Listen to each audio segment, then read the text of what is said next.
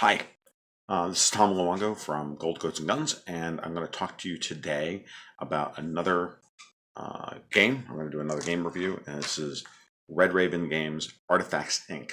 Now, Artifacts Inc. is an interesting game because it's one of a small subset of new board games that we like to kind of call die Euro games, and that you're going to roll dice and you're going to use those dice to take particular actions, much like you would in a classic worker placement Euro style game, which is very cool. So the dice that the results you get on the die are going to determine your course of action during your turn. So in this game, your archaeologists in, say, the 1930s or so, going out on various expeditions to canyons to dig up fossils, to the jungle to look for ruins and or ancient tablets or whatever, or out into the desert to look for gems and whatnot. There's also another way. There's also a underwater expedition portion of the game as well. The purpose of the game is to score points. He who scores the most points wins. That's pretty straightforward. It's pretty simple. The cool thing about this game is that, and this is similar to games like Dice City, which is also a very good game. I'll probably review that one day as well. And a very well-regarded game, which I don't particularly like, called Roll for the Galaxy. And it's also similar to Tiny Epic Galaxies, which I think is a great die action or die Euro style game. And that I should do a review of that one day as well. And they're all kind of fall into the same type of thing, where you're going to roll dice on your turn. The action results that you get on those dice will determine what you're going to do during the turn. And in this game, what you're going to do is you're going to you're going to use the money that you earn to buy cards and buy new expeditions and upgrade existing ones to be more profitable in order to sell your artifacts to museums, get more money, score more points, and win, presumably. There's multiple paths to victory in this game. There's multiple ways to get more dice. There's multiple ways to make the actions that you take more valuable. And that's a typical thing in these games, is that in the early game, you're going to start building an engine in the first few turns of the game, and then during the middle game, you're going to start leveraging that engine until you get to the end game cards, which are going to allow you to score more points quickly, and possibly even score some bonus points, and that's what's going to give you the win. The games of Artifacts Inc. that I've played are all very tight. Someone usually wins by a point or two. The game is played to 20 points. The first person to get to 20 points triggers end game. We finish one more round, and then the game is over. And then we total up the points and we see who wins. I'm going to go over I'm going to turn the camera around in a minute. I'm going to go over the various moving parts of the game. There aren't a lot, but it's worth noting. It's not a very difficult game. Games don't take very long to play. It's got it's deceptively deep. As the games, and that's something I like about games like this, that the games that are easy to learn and have great depth to them, but have a little bit more depth to them than they show at first glance, and still have a really great theme and aren't just an exercise in math. Even though this is an exercise in math, it still doesn't feel like an exercise in math. And I always like that. I appreciate that about certain games. All right, so I'm going to turn the camera around a minute and go over the whole thing, and then we'll come back for some final thoughts and whatnot. Okay, so this is a basic setup of the game. Right in front of me, these 4 cards here are your starting tableau, your adventurers, and then the 3 basic expeditions that you can go on. I'm going to move the camera down real quick so you can get a better idea of what I'm talking about.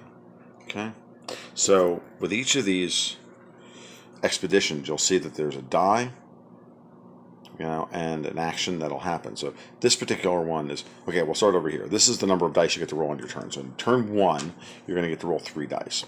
Okay, your headquarters, if you so you roll your dice. Let's just make it easy. You roll your dice, and you get these results. Okay, so I got a 2, a 3, and a 5. We'll move those dice out of the way, and so now you can use those dice to do various things. So on a 4+, you can assign that die here and you can get a scroll. So you just move the die over there and you get a scroll. So you take one of your trusty little Euro cubes and you put it on the card. And it's 2, 2, and 2, a 2. Okay, and then so now on this one you can do a buy action. So the first player only gets $2. So all you have to do, so with the buy action, you can either upgrade any one of these cards because they have a cost up here, $2, $1, or $1 and a scroll, and $1. And then all the cards are double-sided, and there's an upgraded version of this card on the back side, so that gives you either more actions. In the case of like the buy action, there'll be 2 of those on the other side, and everybody starts with the same cards. Everybody has the same basic layout. Now, you can also, as opposed to upgrading these cards, you can also buy other cards, and these are I'm highlighting here, and this is typical of Ryan Laukatt's games. The lowest tiered cards are the cheapest and usually have some special powers that help you build an engine. So they're going to be like engine building cards, right? And then in the second row, these are called the B cards. This is where you're going to get access to the more advanced expeditions, the mountain expeditions, where you get you gems, or give you an even this, the raise or lower the value of one die by 1. You get to do that once per turn. That's really strong. This is for diving. This is for going on underwater expeditions, and I'll explain that in just a minute. And this is this is the expedition, the jungle expedition, which allows you to go and search. You're going to play, the first 10 minutes of Indiana Jones and go into the jungle and try and come back with an artifact, like a rune artifact. The last row, or the C row, of cards to buy. Well, there's actually one more after this. These are generally more advanced cards. And so you have things like +1 per sunken city that has to do with diving, again, which I'll explain in a minute. This one lays out, gives you +1 victory point for every adjacent expedition. So where you place it in your tableau will determine how many bonus points you get. It's also on its own. Well, that's actually on the wrong side. I got to turn that over. It should be on level 1. It's cost 8 to get 3 victory points, right? And this one again is a diving one, and then this is another jungle expedition to get runes. The last cards that are available are the ones that get you extra dice. There's no reason for that cube to be there. There's 2 of each type. The level 1 side, the first side, gets you an extra dice. The other side is a special power, usually having to do with your tableau and how you lay your thing out, how you lay your tableau out. Okay, and that's how you score extra points. One of the nice things about the way this game plays is if you miss something when you put a card down, you buy a new card, your tableau will always tell you exactly how many points you have at any point during the game. So there's never any worry about, oh, I forgot to score this point from 2 turns ago. No, you can look and you can always total up your point total, know exactly where you are. Okay, that's one nice thing about this. Okay, so that's all the cards that you can buy. Now, the last thing you can do with your dice is you can go diving. Right, so you can go and do an underwater expedition. They're all worth a point, right? And the value to beat this, the difficulty of this dive is assigning, a die result of 2 or higher. You can assign as many dice to this as you so choose. Okay, this deck actually goes all the way up to a difficulty of 19. Okay, so, and there's 3 types of artifacts that you can get here: pottery, doubloons, or sunken city artifacts. Okay, and that's the symbol here at the top of the card, right? And that pertains to these cards here, right? So, this is pottery, but the next one is sunken city, and the 4 card is a doubloon, and it just cycles in a 3 card pattern over and over again. Okay, so you've bought all these cards and you generated all these artifacts, but what are you going to do with them? Well, what you're going to do with them is you're going to sell them to various museums. Okay, and so I'm highlighting 2 of them here. This is the museum. These are the museums that you would sell either runes or gems to. These are the museums you would sell either fossils or scrolls to. You can see by the symbol at the bottom of the card. And then here are the 2 special museums. This one's just, you can always sell this one. You always assign a die here and sell the die for $1. And then over here, you can always sell an artifact for $1 for each one that you sell. But for every unique type, so for every different type. So a fossil, if you were to sell a fossil, you get 1. If you sold 2 fossils, you get 2. If you sold a fossil and a gem, or a fossil and a scroll, you would get 3. 1 for the fossil, 1 for the scroll, and then 1 for it being a different type and for having 2 different types. And if you were to sell 1 of 3 different types, you'd get 5. 1 for each type of artifact, or 1 for each of the artifacts you sold, 3 artifacts, plus 2 extra for each type after the first one. So basically 1, 3, 5, 7. Think of it in those terms.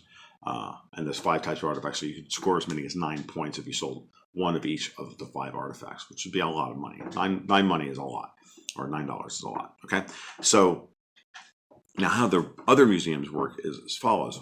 In a 2-player game, you have just these 6 spaces in the 3 or 4-player game, there's 9 spaces. Okay, so now you assign a die. To do anything in this game, you have to assign a die to do an action. So I generated a scroll over here. Now I can come over here and sell that scroll to the museum, for example. So on a 1+, so any die, I could assign this die here, and I could sell the scroll that I have on my card, and I can put it here on the museum. So I get $1 for every artifact that I sell. So I've sold 1 scroll, so that's worth 1. But then I also get a bonus for the lot. So in this case, the lot size is 1, so I'm going to get 1 plus the bonus, which is also 1. So I get 2 for that. Now, if I have sold, if this was later in the game and I sold like 4 artifacts, I would get 4 for the 4 for the scrolls. I get 4 for the 4 scrolls, and then 1 for the bonus. Notice that fossils don't generate any bonus. You just sell them on a 1-for-1 basis. And runes sell with a +2, and gems sell with a +3. Okay. Now they also notice that there's a victory point total, victory point shield at the top of the card. The way that works is very simply at the end of the game, whoever has the most cubes at the museum, who's ever sold to the museum the most number of times, gets the bonus points. So in this case, green would get 3 bonus points at the end of the game. Okay, so getting majority at the various museums is one of the valid strategies for triggering endgame and getting the most points. Okay, so that's a very important part of the game, as well as diving for extra bonus points, laying out your tableau in such a way that you get extra bonus points for the geometry of your expeditions. Okay, and those are the multiple paths to victory. There's at least 3 or 4 or even 5 paths to victory. It's discrete paths to victory in this game. And the truth be told, you'll need to focus on at least a couple of them in order to have a decent chance of winning. So that means that in every good Euro style game, you're always making difficult choices, because you always have a choice between, do I do this or do I do that? What's the most efficient thing I should be doing? What decisions do I make early in the game will determine how quickly I can get to the end of the game. The end game is triggered when somebody gets to 20 points. At that point, we finish one round. We finish the round. Everybody has an equal number of turns. The game is over. We total up points. Whoever has the most points wins. And that's pretty much the way the game plays. Now, to be quick about it, I'll say, so I did that on my turn, right? So I bought a card, which I actually didn't do yet. So I could buy with this. I'm going to go back over and redo this turn. All right, just to make it explicitly clear what you can do on your turn. So on a 4+, I'm going to go get a scroll. On a 2+, I'm going to go buy a card. And for 2 money, I'm going to go buy. I have 2 money and no scrolls. What I'm going to buy is this digger team over here. Yeah, I'm going to buy that. Actually, no, I'm not. Never mind. I'm going to upgrade my canyon expedition. I'm going to spend 1 point. I'm going to spend this die here and 1 money, because it costs 1 money to turn this card over. All right. So I'll throw the money away. I've solved the scroll here, and now I can do this. And now with this last die, this opens up, and now I can get a fossil. And that would be my turn. All right. and then I'd be set up for the next turn. I'd also score a victory point because I did that. So I go over here and I get a victory point. Ding! And I'm at 1. And that would be my opponent's turn. So in this case, Baze Malbus is playing Chirrut Imwe. K2 SO is refereeing, and welcome to the Star Wars House Gods. And then we play a game of Artifacts Inc. and we see who wins. Right? That's how it plays. All right. I'm a big fan of Red Raven's games. I have been. I own half a dozen of Ryan Lockett's games. This is his kind of one of his small games. He's also got a small game called 8-Minute Empire, which apparently literally takes like 8 minutes to play, which is kind of cool. You can build an empire in 8 minutes. As a fan of brevity in writing, even though I like to tend to run at the mouth, it reminds me of Jorge Luis Borges, Constructing and Deconstructing the World. If you're a fan of his work, in 4 pages, it's the same kind of thing. It's like building an empire in 8 minutes is kind of like the gaming equivalent of Oscar Wilde's brevity is the soul of wit, right? So, what I really like about this game is that, one, this whole game fits in a very small box, right? This is a very small package, the size of my head, and I really like that because it's easy to put in the game bag. It's easy to set up. It's easy to teach, right? I can teach this to children. I can teach this to female gamers who don't necessarily like lots of moving parts and whatnot. But this is just deep enough and just easy enough to set up that it doesn't take an hour to explain the game, or it doesn't take 4 or 5 games to learn how to play it well. You can, once you've gone through a couple of turns, you get the game. And you can move on from there. And I really appreciate games that are easy to teach, fun to play, have a little bit of depth, and only cost me $20. And if I get bored with a game like that after 10 or 12 plays, well, I got my $20 worth. I really can't complain.